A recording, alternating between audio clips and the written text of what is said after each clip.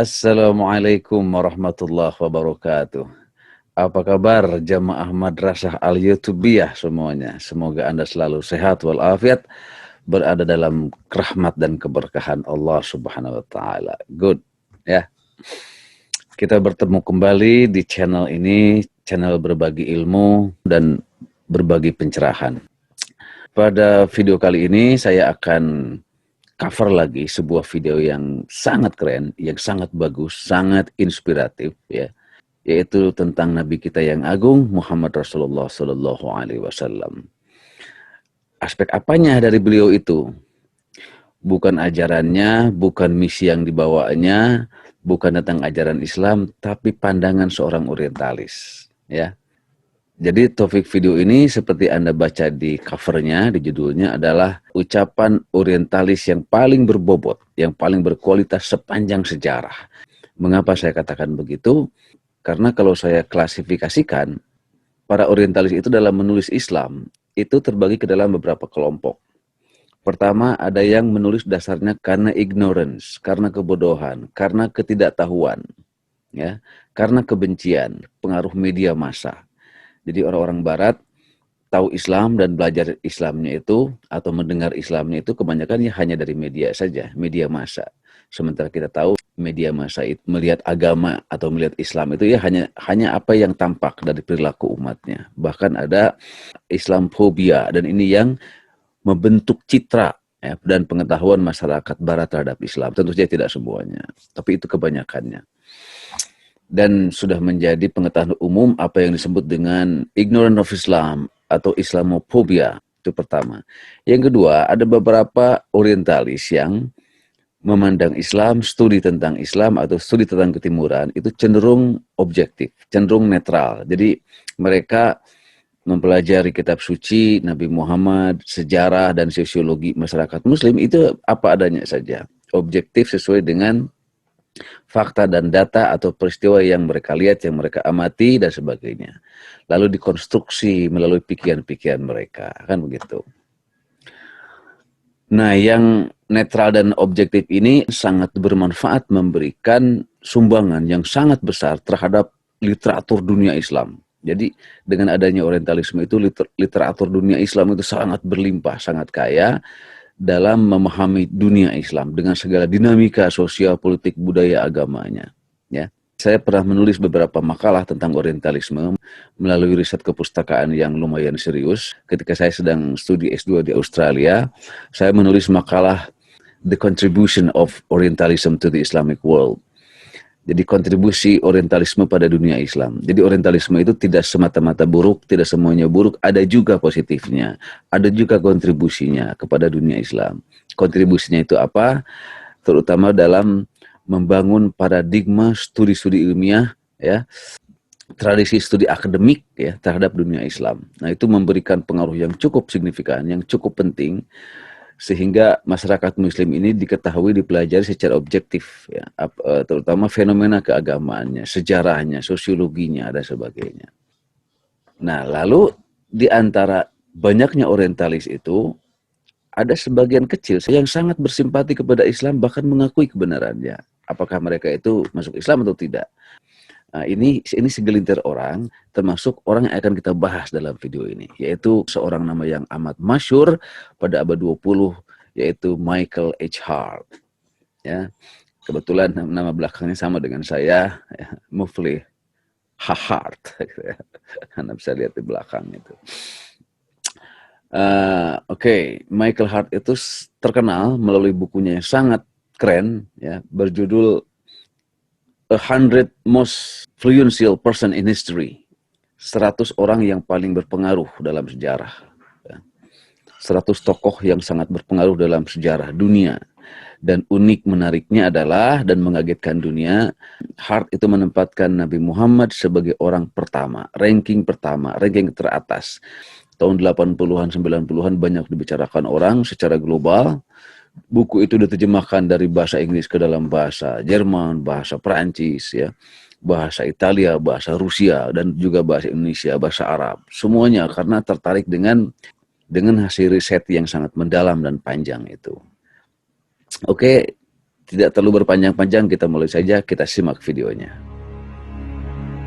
Michael Hart, pengarang buku 100 orang yang paling berpengaruh di dunia, menempatkan Nabi Muhammad SAW di peringkat 1 dalam bukunya.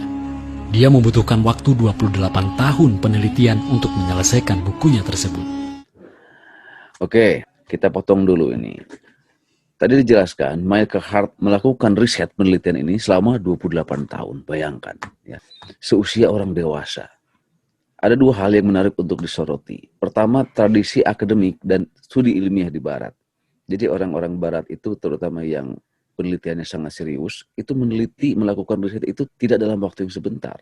Berpuluh tahun untuk menghasilkan satu hasil riset, satu hasil studi yang otoritatif.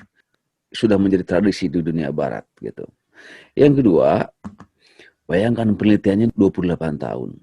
Jadi pertama, riset Michael H. Hart terhadap Nabi Muhammad ini diselenggarakan selama 28 tahun di atas fondasi tradisi akademik yang sudah mapan di Barat. Nah, itu saja sebetulnya sudah mencirikan bobot buku itu, bobot riset dan penelitian itu. Jadi itu bukan sembarangan, ya. Nah, nanti makanya akan saya simpulkan pandangan Michael H. Hart itu menjadi ucapan orientalis yang paling berbobot sepanjang sejarah dunia. Apa itu nanti argumentasinya akan saya jelaskan. Pada saat dia mempresentasikan bukunya di London, dia dicemooh, diejek dan diinterupsi. Mereka mempertanyakan kenapa menempatkan Nabi besar Muhammad sebagai orang yang paling berpengaruh di dunia di peringkat 1. Michael Hart menjawab, Nabi Muhammad berdiri tegak sendirian di Mekah pada tahun 611 dan menyatakan ke semua orang di sana saat itu, Aku adalah Nabi dan utusan Allah. Hanya 4 orang yang percaya pada beliau saat itu. Sahabatnya, istrinya, dan 2 orang anak kecil. Tapi lihatlah sekarang, setelah lebih dari 1400 tahun, pengikut beliau, umat muslim di seluruh dunia sudah mencapai lebih dari 1 miliar orang dan akan terus bertambah. Jadi Nabi Muhammad jelaslah bukan pembohong, karena kebohongan tidak akan pernah bertahan setelah lebih dari 1400 tahun. Dan Anda tidak akan pernah mampu membohongi 1 miliar manusia. Cobalah renungkan, setelah semua yang terjadi selama ini, ratusan juta umat muslim ini tidak pernah ragu untuk mengorbankan jiwa raga mereka jika ada yang coba menodai nama baik Nabi mereka yang tercinta tersebut. Setelah itu, yang ada hanya keheningan yang mencekam dan lama di auditorium tersebut.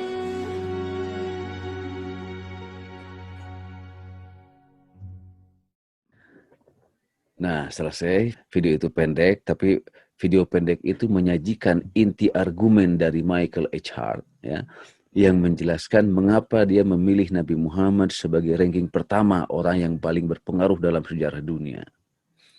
Nah, kita katakan objektif. Mengapa? Bukan karena saya orang Islam, bukan karena saya beriman kepada kenabian Muhammad, bukan karena Muhammad itu sosok Nabi agung dan teladan kita semuanya, bukan hanya itu. Bahkan itu kesampingkan dulu, karena kita sedang bicara studi akademik dari seorang Barat bernama Michael H. Hart.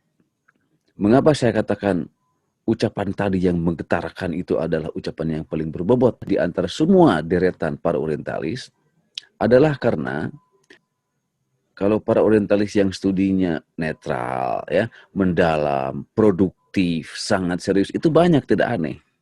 Tapi orientalis yang betul-betul objektif mengakui kebenaran Islam, mengakui kenabian Muhammad, itulah menurut saya ucapan orientalis yang paling berbobot. Mengapa? Karena begini, kalau hanya menjelaskan fakta-fakta, data-data, mendeskripsikan masyarakat muslim, ya, apalagi yang buruk dan yang negatif nggak usah kita bahas lah. Ini yang positifnya saja, yang netralnya saja. Itu biasa, karena itu tradisi akademik, tradisi ilmuwan, tuntutan tradisi ilmiah, dan sebagainya. Tapi sampai pengakuan bahwa Islam itu adalah agama yang benar, Al-Quran itu adalah kitab suci yang benar, Muhammad Rasulullah itu adalah nabi yang benar, tanpa harus diikuti oleh penelitinya, ilmuannya, orientalisnya, itu sudah lain persoalan karena soal hidayah. Tapi pengakuan benarnya itulah menurut saya bobotnya di situ. Hebatnya di situ. Mengapa saya katakan begitu? Karena begini, bagi masyarakat muslim, Ya, bagi orang Islam sangat meyakini, mengakui Islam itu agama yang paling benar. Diturunkan oleh Allah pencipta Rabbul Alamin yang maha kuasa, pencipta kehidupan, ya.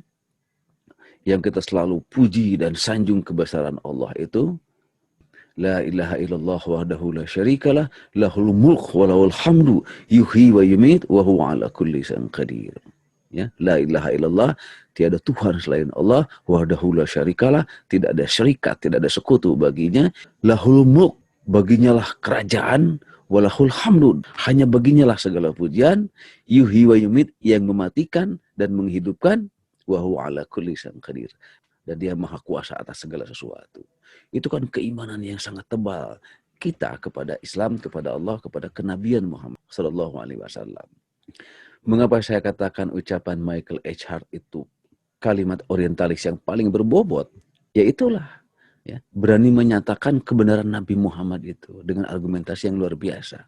Dia dipertanyakan oleh audiens, oleh orang Barat, dia dikritik mengapa menempatkan Muhammad sebagai ranking yang pertama, karena dia mengatakan, bayangkan, di tengah masyarakat pagan, masyarakat penyembah berhala, dia tiba-tiba menyatakan, akulah nabi utusan Tuhan, akulah nabi utusan Allah.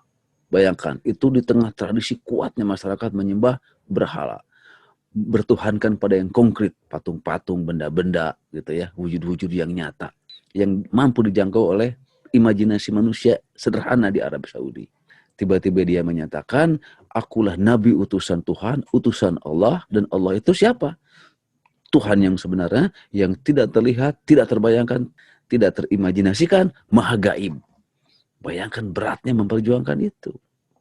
Tapi Rasulullah dengan tegas menyatakan itu, dan saat itu baru 4 orang yang mengikuti.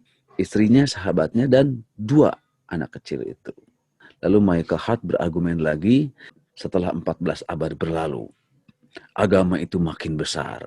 Pengikutnya dari 4 orang sekarang sudah 1 miliar lebih. Dan akan terus bertambah.